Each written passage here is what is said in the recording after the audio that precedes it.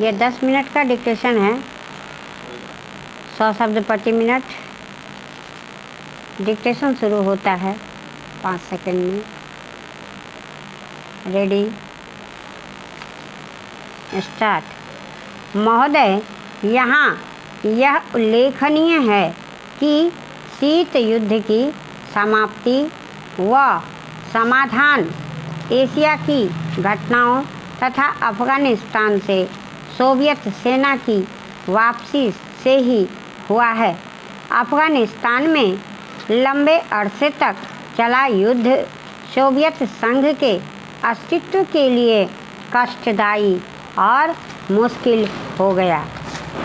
इस भयावह युद्ध से सोवियत सेनाओं की वापसी से अनेक घटनाओं ने जन्म लिया, जिनकी परिणति शीत युद्ध की समाप्ति से हुई तथा जिसमें जर्मनी का एकीकरण तथा सोवियत संघ का विघटन शामिल है। संक्षेप में, शीत युद्ध का और इस तनाव का एशिया की एकता पर दूरगामी प्रभाव पड़ा। एशिया के सभी देश यह चाहते थे कि क्षेत्र में शांति बनी रहे। चीन और सोवियत संघ का सीमा विवाद, चीन और वियतनाम का झगड़ा और भारत व चीन का सीमा विवाद उस समय की परिस्थितियों को स्पष्ट करता है। इस तरह से पाकिस्तान पूरी तरह से थाईलैंड और फिलीपींस के साथ अमेरिका के खेमे में चला गया था। जापान अपने आर्थिक और व्यापारिक संबंधों के कारण पश्चिम के देशों में सामीप्य स्थापित कर रहा था। इससे एशिया की एकता को एक नया धक्का लगा है, क्योंकि एशिया के देश अलग अलग खेमों में बट गए थे। 1960 के दशक में एक नया मोड़ आया, जब शीत युद्ध के समय में आसियान के नाम से एक नए गुट का प्रादुर्भाव हुआ।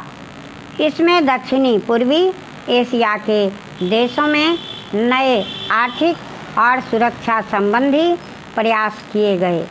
इन देशों में सांस्कृतिक एकरूपता की वजह से भी एक नए गुट ने जन्म लिया, लेकिन यह कहना कठिन होगा कि इन दक्षिण पूर्वी एशियाई देशों से समूचे एशिया की पहचान या एकता बताने में सहायता मिली है या उससे धक्का लगा है, क्योंकि इन देशों ने अपनी नीति बहुत स्पष्ट नहीं की और केवल अपने ही गुट के अंदर भूमिपुत्र नीति को जन्म दिया।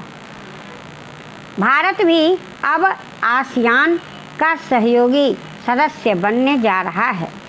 भारत की पहल से दक्षिण एशियाई सहयोग संगठन की स्थापना सन 1985 में की गई, जिसके फलस्वरूप पड़ोसी देशों के आपसी सहयोग के लिए नया वातावरण तैयार हुआ। यह प्रयास स्नेह उपयोगी रूप लेता जा रहा है, जो एशिया की पहचान बनाने की ओर महत्वपूर्ण कदम है।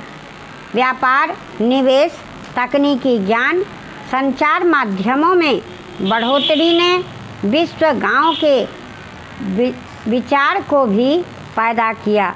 बढ़ते हुए व्यापार, निवेश, संचार एवं विज्ञान की आधुनिक तकनीकों ने पूरी दुनिया में एक दूसरे पर निर्भर रहने के नए विचारों को जन्म दिया। अंग्रेजी भाषा, हॉलीवुड, कंप्यूटर्स और उपभोक्ता संस्कृति ने पूरे विश्व को प्रभावित किया, जिससे देशों में फासले कम हुए, संस्कृति और सभ्यता भी प्रभावित हुई। हो सकता है कि इसके अच्छे परिणाम ना हो, ऐसी भी आशंका की जाती है। उदाहरणतः जापान दूसरे महायुद्ध तक अपनी संस्कृति और सभ्यता व संयुक्त परिवार जैसी आधारभूत सामाजिक मान्यताओं को केवल अपनाए हुए नहीं था, बल्कि उससे चिपटा हुआ था। लेकिन जापान जैसे सभ्यता वाले देश भी यूरोप के प्रभाव से बच नहीं सकी। महोदय, दूसरे शब्दों में आर्थिक, व्यापारिक, निवेश और तकनीकी कारणों से द्वितीय महायुद्ध के बाद और शीत युद्ध के दौरान एशिया के देशों में पुनः धुंधलापन पैदा हुआ। लेकिन यह बात सही नहीं है कि एशिया की संस्कृति और सभ्यता को पश्चिम के प्रभाव और आधुनिकतम तरीकों ने नष्ट कर दिया। हाँ, एक धक्का जरूर दिया, पर समय समय पर एशिया का यह रूप, एशिया की यह सभ्यता और संस्कृति बलशाली तरीके से उदयमान होती दिखाई देती है। पंडित जवाहरलाल नेहरू ने 1945 में अपनी पुस्तक डिस्कवरी ऑफ इंडिया में एशिया की पहचान पर लिखा है कि हजार वर्षों से जब यूरोप अपने अंधकार के युग में था, एशिया ने अपने मनुष्यों की प्रगतिशील आत्मा को प्रभावशील ढंग से दर्शाया।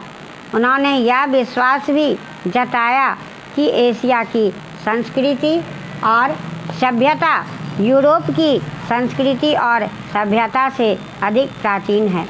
आज के दिनों में भी चीन के नेता अपने यहाँ आध्यात्मिक क्रांति की बात करते दिखाई देते हैं और अपने आर्थिक विकास को भी प्रतिबिंबित करते हैं। मलेशिया के प्रधानमंत्री भी बड़े गर्व के साथ मलेशिया के रास्ते की बात करते हैं और आधुनिकता और पारंपरिक संस्कृति के मिश्रण से मलेशिया का विकास करना चाहते हैं।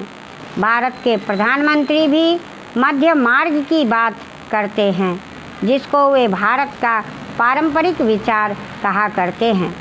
वियतनाम के यशस्वी नेता भी साम्यवादी विचारधारा को पारंपरिक सहिष्णुता के अनुसार ढालना चाहते थे।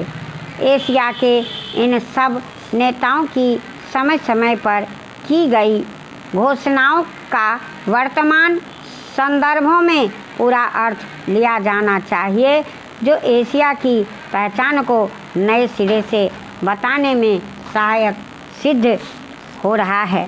यहाँ यह भी बताना उचित होगा कि हाल के वर्षों में एशियाई देश, विशेष रूप से पूर्वी एवं दक्षिणी पूर्वी एशिया के देश, एशिया के सुदृढ़ देशों के रूप में उभरे हैं और इन देशों के आर्थिक विकास की दर विश्व के किसी भी अन्य के आर्थिक विकास की दर से अधिक है तथा जिनके आने वाली शताब्दी में विश्व आर्थिक व्यवस्था के निर्माताओं के रूप में उभरने की आशा है। आर्थिक सफलता की इन कहानियों का श्रेय मुख्य रूप से अनुशासित कार्य, किफ़ायत एवं बचत की ऊंची दरों जैसी एशियाई विशेषताओं को जाता है तथा इनमें देशों की जनता के जीवन स्तर में सुधार आया है और एशिया की पुनः खोज जैसा वातावरण बन रहा है। एशिया के देशों में अब आपसी भाईचारे की भावना उभर रही है और इससे ये देश परस्पर निर्भर हो रहे हैं तथा शीत युद्ध के प्रभाव से मुक्त होते जा रहे हैं। हमारी सरकार ने अपने एशियाई पड़ोसियों के साथ बेहतर संबंध बनाने में पहल करके इस बदलते रुख के प्रति सकारात्मक रवैया अपनाया है। इन सब प्रश्नों का जवाब आज उपलब्ध नहीं है, लेकिन समय समय इन प्रश्नों में ही इसके उत्तर मिलेंगे।